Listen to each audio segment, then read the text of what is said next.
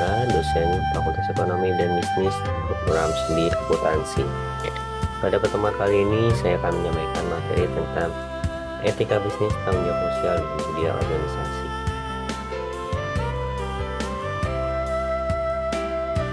Etika bisnis menurut Albert dan Griffin adalah keyakinan tentang hal yang benar dan salah atau hal yang baik dan buruk pada suatu tindakan yang berpengaruh terhadap orang lain.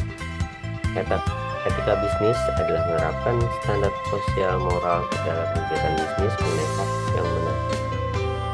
Secara sederhana, yang dimaksud dengan etika bisnis adalah cara-cara untuk melakukan kegiatan bisnis yang mencakup seluruh aspek yang berkaitan dengan individu, perusahaan, industri, dan juga masyarakat.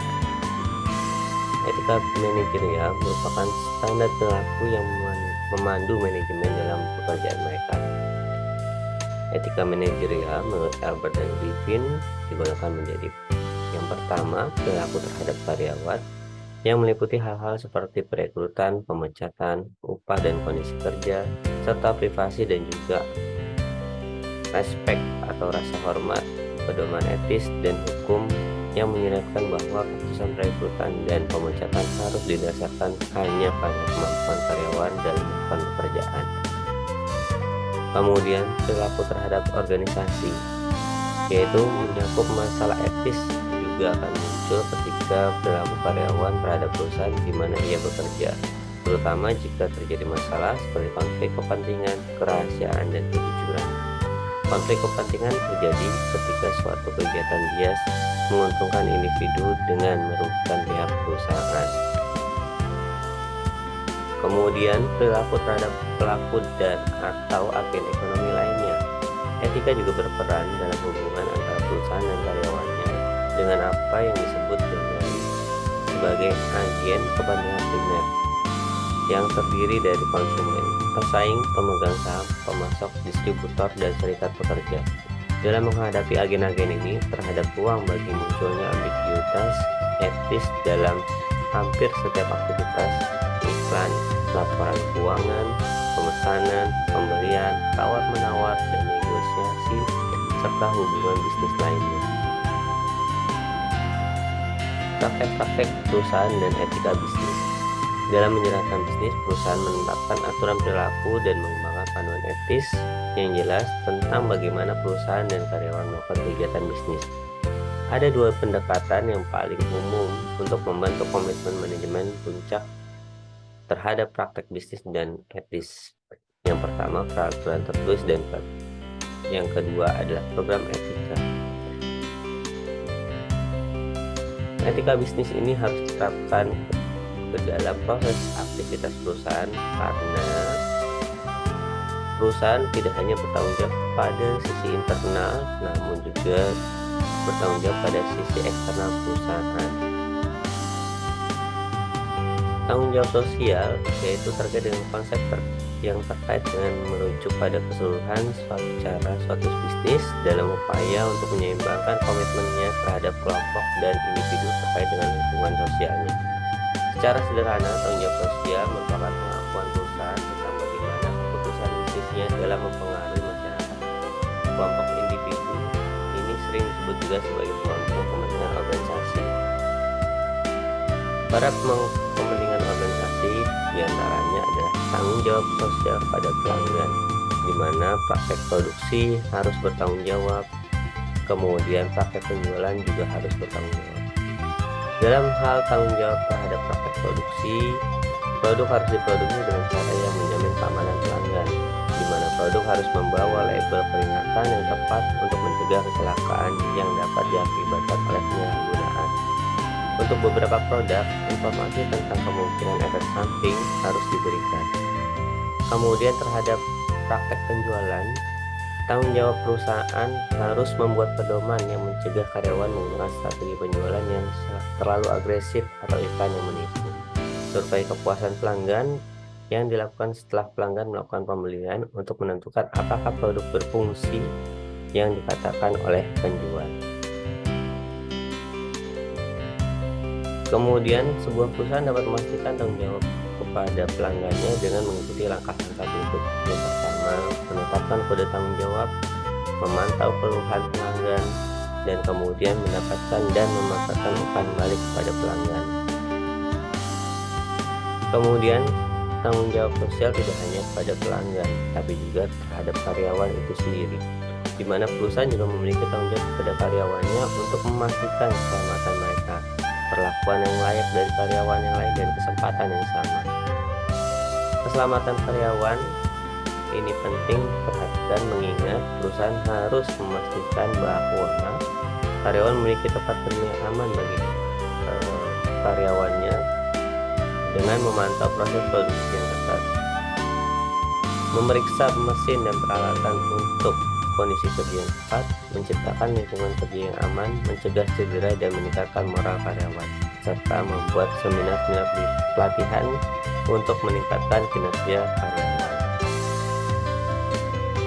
Perusahaan juga harus menjamin adanya perlakuan yang layak oleh karyawan lain, di mana hal ini seringkali terjadi pada beberapa perusahaan tertentu.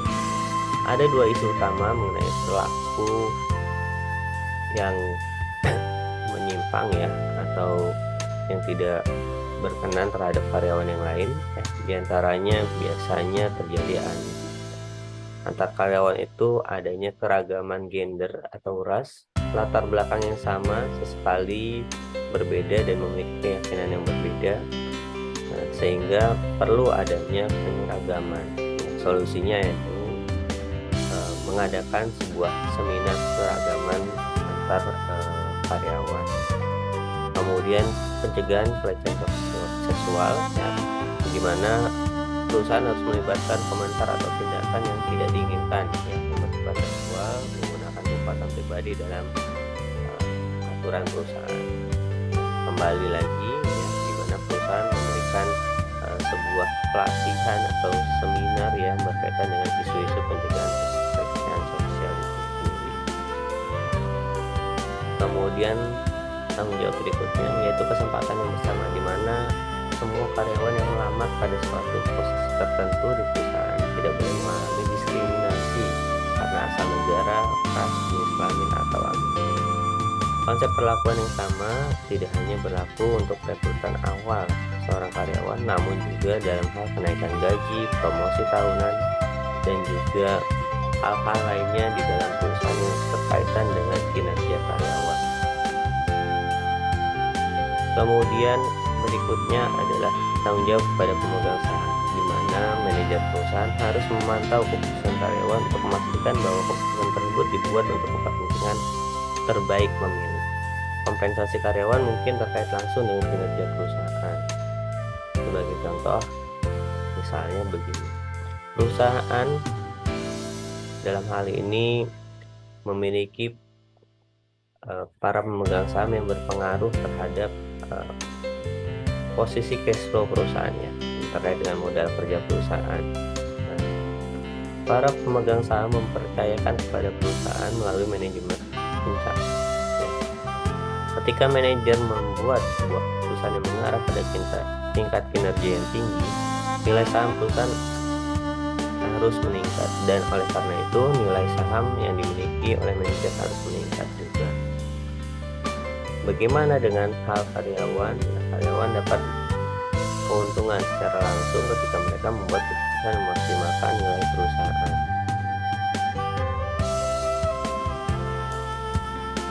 Tanggung jawab kepada pemegang saham, ya, ini juga harus dipastikan dengan cara upaya aktif oleh pemegang saham untuk mempengaruhi kebijakan manajemen perusahaan. Ya, dalam hal ini dalam rapat umum pemegang saham, di mana pemegang saham dapat bekerja sama dengan investor institusional lainnya yang juga memiliki sebagian besar saham perusahaan. Dalam hal memastikan tanggung jawab pada perusahaan, para pemegang saham dapat memastikan bahwa manajer perusahaan membuat keputusan yang merupakan kepentingan terbaik dari semua pemegang saham. Kemudian tanggung jawab kepada kreditur, ya, di mana perusahaan tanggung jawab untuk memenuhi kewajiban keuangan kepada kreditur. Jika suatu perusahaan mengalami masalah keuangan dan tidak dapat memenuhi kewajibannya, maka harus memberitahu krediturnya.